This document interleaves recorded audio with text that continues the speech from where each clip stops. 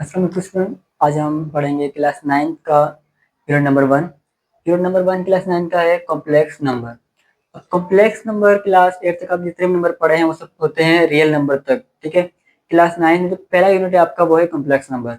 और complex number क्या है? ये दो नंबर से मिलकर बनता है। किस किस से? रियल से और इमेजिनरी नंबर से। अब सबसे पहले हम पढ़ेंगे रियल के बारे में कि रियल को हम डिनोट करते हैं आर के साथ, ठीक है। और इमेजिनरी नंबर इसको हम लिखते हैं आई, इसका नाम होता है आयोटा। सबसे पहले बड़ा हम करते हैं रियल को डिस्कस। अब रियल नंबर खुद दो नंबर से मिलकर बना हुआ है। कौन कौन से? रेशनल और इरेशनल से। रेशनल को हम शो करते हैं क्यू के साथ और इरेशनल को हम लिखते हैं क्यू कॉम्प्लीमेंट पढ़ ले या क्यू डैश के साथ पढ़ ले इसको। तो बड़ा आज हम सिर्फ पढ़ेंगे रेशनल नंबर के बारे में। अब रेशनल नंबर जो है अलग अलग नंबर से मिलकर बने हुए हैं। सबसे पहले इसके अंदर आते हैं फ्रैक्शंस। अब जितने भी नंबर जो फ्रैक्शन की फॉर्म के अंदर होते हैं, जो पी अपन क्यू की फॉर्म में होंगे, वो सब फ्रैक्शन वाले नंबर होते हैं। और जिस भी टाइप का फ्रैक्शन होगा वो सब क्या कहलाएगा? रेशनल नंबर कहलाएगा। अब जैसे फ्रैक्शन मतलब पी अपन क्यू में, अब चाहे वो पॉजिटिव का हो या नेगेटिव का हो, वो फ्रैक्शन ही कहलाएगा।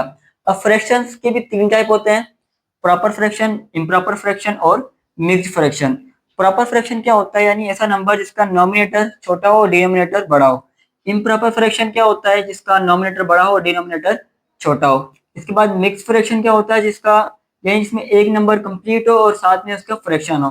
तो ये किसी भी तरह का फ्रैक्शन, चाहे वो प्रॉपर हो या इम्प्रॉपर हो या मिक्स फ्रैक्शन हो, वो सब किस में काउंट किए जाते हैं बेटा? रेशनल नंबर के अंदर। एंड उसके बाद इंटीजर्स नंबर, यानी जितने भी नंबर जो प्लस या माइनस की फॉर्म में अंदर आते हैं, ठीक है। इंटीजर को हम लिखते हैं जेड के साथ।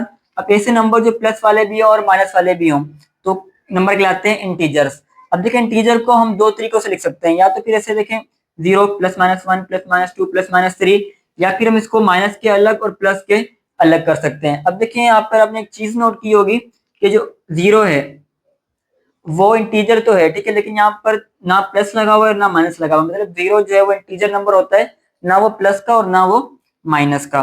एंड देन उसके बाद हमने जितने नंबर क्लास 8 में आप लोगों ने पढ़े हैं, जैसे नेचुरल नंबर जो 1 से स्टार्ट होते हैं, होल नंबर जो 0 से स्टार्ट हो, ओड नंबर जो 2 से डिवाइड नहीं होते, इवन नंबर जो जिन पे 2 का टेबल लगता है 2 से डिवाइड होते हैं, प्राइम नंबर यानी जो 1 से डिवाइड हो और खुद से डिवाइड हो, उसके अलावा कंपोजिट नंबर जो 1 से डिवाइड हो, खुद से डिवाइड हो, उसके अलावा किसी और से भी डिवाइड हो जाए। तो ये जितने भी नंबर आपने पढ़े हैं, नेचुरल, होल और इवन, प्राइम, कंपोजिट, ये सब कहाँ से निकले हैं बेटा? इंटीजर्स नंबर से। अब इंटीजर खुद किससे निकला है? रेशनल से। तो हम मतलब कह सकते हैं कि जितने भी ये नंबर हैं, नेचुरल, होल और इवन, प्राइम, कंपोजिट, ये सब कौन से नंबर काउंट किए जाते हैं? रेशनल के अंदर। एंड उसके बाद आते हैं बेटा परफेक्ट स्क्वायर। यानी क्लास 8 और 7 आपने पढ़ा होगा स्क्वायर रूट किस तरह निकालते हैं। यानी ऐसे नंबर जिनका रूट कंप्लीट सोल्व हो जाए, स्क्वायर रूट कंप्लीट सोल्व हो जाए। जैसे 25 का रूट होता है 5, 49 का होता है 7, 81 का 9, 100 का 10। तो ऐसे नंबर जिनका स्क्वायर रूट कंप्लीट सोल्व हो जाए वो होते हैं परफेक्ट स्क्वायर नंबर। और जितने भी परफेक्ट स्क्वायर वाले नंबर जिनका स्क्वायर रूट कंप्लीट सोल्व हो जाता है वो काउंट करते हैं हम रेशनल के अंदर। एंड इसके बाद आता है डेसिमल्स। अब डेसिमल दो तरह के होते हैं, एक तो होता है टर्मिनेटिंग और दूसरा होता है नॉन टर्मिनेटिंग।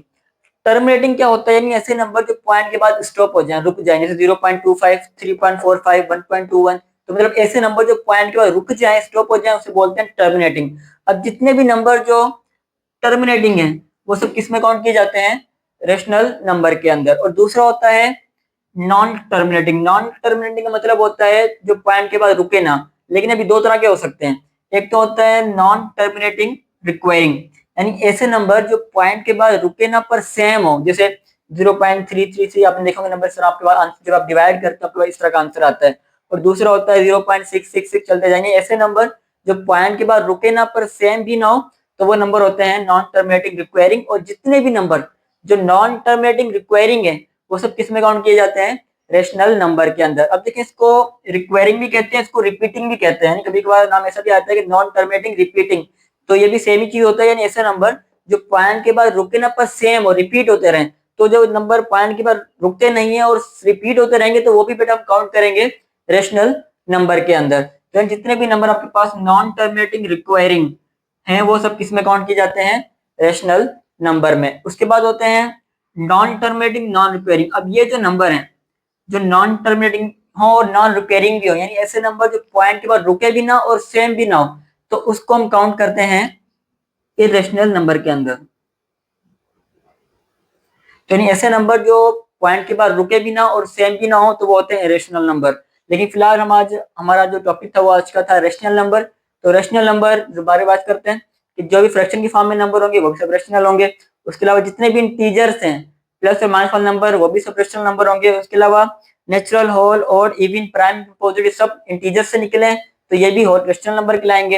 एंड देन जो परफेक्ट स्क्वायर वाले नंबर जिनका स्क्वायर रूट हम पूरा सोल्व कर लेते हैं वो भी रेशनल नंबर होते हैं। और डेसिमल के अंदर जो टर्मिनेटिंग होते हैं जिसके पॉइंट के बाद स्टॉप हो जाए वो भी रेशनल नंबर होते हैं। और जो डेसिमल के अंदर नॉन टर्मिनेटिंग रिक्वायरिंग यानी ऐसे नंबर जो पॉइंट के बाद रुके ना पर सेम हो या पॉइंट के बाद रिपीट होते रहे तो इस तरह के नंबर भी क्या कहलाते हैं, रेशनल नंबर कहलाते हैं।